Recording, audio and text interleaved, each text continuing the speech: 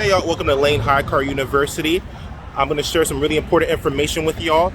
Follow my screen through. I'm going to share my screen shortly. Oftentimes, a lot of Hyrecar owners make a lot of mistakes and purchase the wrong cars because they don't follow the rules, they don't read the small print. And Hyrecar has certain rules and regulations on what type of car you need to add to the platform.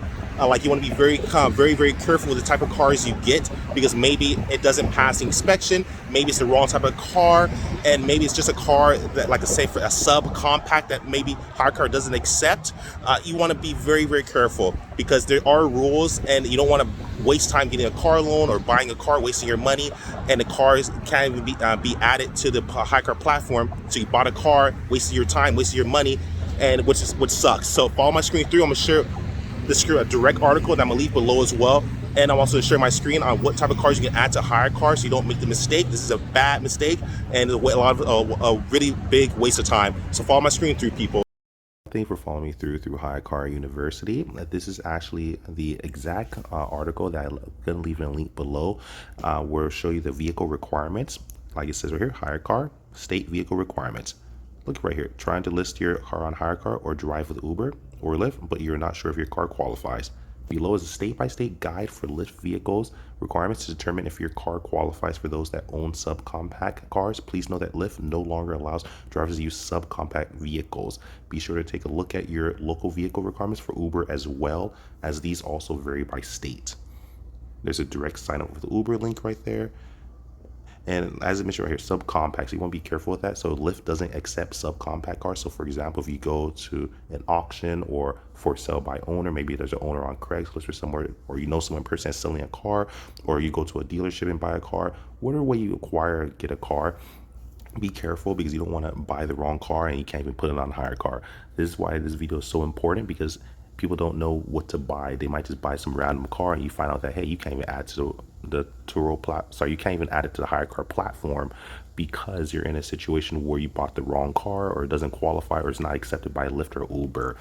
And again, you should always go to Lyft's vehicle requirements and also Uber's vehicle requirements as well. But this is just a guideline directly from Hyrecar that goes over that. Right here, if you haven't inspected your vehicle with Uber or Lyft, check out our friends at Rideshare Mechanic. They can actually give you a mobile vehicle inspection remotely, where you use your phone to take pictures and they verify, make sure your car is in a capable order to be added to the Hyrecar platform. Now look right here, it says Alabama inspection Lyft, doctor's requirement, driver license. So you have to make sure you have your driver license, vehicle inspection form, vehicle registration, personal vehicle insurance, driver's photo. So if you don't have your vehicle registration, that's a reason you should really make sure you get that. If you don't have that, you'll want to have a vehicle registration. Vehicle requirements: 2004 or newer, 4 doors, has to have 4 doors, can't be 2 doors, 5 through 8 seats including drivers. That's Alabama. Alaska, look at here, document requirements: driver license, vehicle registration, driver photo, 2000 or newer. So it could be, so if say you bought a 1999 vehicle, it wouldn't be accepted. Arizona, look at that. Right here, I see up here it allows a 2000 or newer. This allows a 2005 or newer. So if you say you bought a 2000 and you're in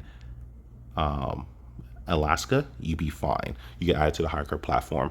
But if it's a 2005, but if it's a 2000 in a vehicle in Arizona, it would be disqualified. You wouldn't be able to add it because they only accept a 2005 or newer. And right here, it even goes right here, 2005 or newer in these cities: Yuma, Arizona, Northern Arizona, Lake Havasu, Arizona, and Eastern Arizona. But in all other cities, it's 2003 or newer. Arkansas, it goes list on it. Just lets you know what you can add and add. In my state, California, 2005 and newer. Look at that. 2004 and newer in these areas, and 2003 and newer in all other cities. Colorado, and the list just goes on and on. People, I could go all the way down this. Look at this. Every state here. Look, Hawaii,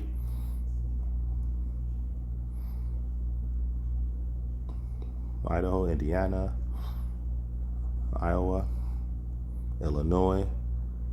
Here it needs to be a 2009 or newer. Look at that. So if you buy a car say in these areas, say Bloomington or Decatur or Kankakee, and say it's 2008 even or 2007, you can't add it. Very important to follow those people.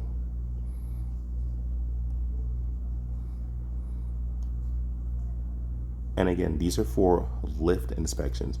Uber has its own requirements, but they are fairly similar. And if it's, say you're adding your car and it doesn't qualify to be added to a Lyft platform or Uber platform, you'll want to contact Hyrecar, and oftentimes they'll allow you to add your car even if it is possibly a two-door. These are needed for four doors, but you can only but you're limited to only renting your car to people who want to use it for, say, Uber Eats, DoorDash, Grubhub, Instacart, basically courier and delivery apps. So you can if, for example, say you just only have a two-door car, or say your car is too old to add to Lyft platform and to the Uber platform and to add to Hyrecar, don't worry. Hyrecar oftentimes will allow you to still add your car, even though if it's too old for Lyft or Uber, they'll allow you to add it to allow people to drive for Uber Eats and these courier and delivery apps and food delivery, and say like Instacart, Shipt, etc., Amazon Flex. You still qualify for that, but you're just limited because now you only can offer your car to courier. So if you have any chance and you want to succeed in Hyrecar, you should have as many options as possible. And if you have the opportunity to purchase a car, do your best to try. You maybe get a four-door. It's up to you though, and make sure you qualify where your vehicle is qualifiable for Uber and Lyft. Use this guide. Also go on Uber and Lyft website directly to look at some of their terms to really get a clear understanding. But this is a Hyrecar guide that directly gives you insight. Uber is fairly similar to Lyft, but always do your due diligence. Go to Uber site directly and look at exactly what the requirements are for the vehicle. Same with Lyft, because if you don't do that, that means you're only limited to people renting your car for delivery apps, because it won't be accepted on the Lyft and Uber platform. But again, like I said, if you say already have made that mistake or only have a car that's two-door, or say it's older, don't give up yet. Add your car to Hyrecar, but just understand that they'll only rent it for those, which there's a lot of still great money for that. A lot of people do deliver for those apps for like Uber Eats, Instacart, DoorDash, Grubhub, Shipt, etc., Amazon Flex. So you'll still make a good amount of money, but you'll just have even more options if you can also offer it to Uber drivers and Lyft drivers. So that's about it, people. I just want to share this with you. I'm scrolling down as I go. It shows all these different states. Like, subscribe, share. Follow me on Instagram, Conrad Layn. Welcome to Layn Hyrecar University. I love you guys, and share the video and like, subscribe. Conrad Layn out. Peace.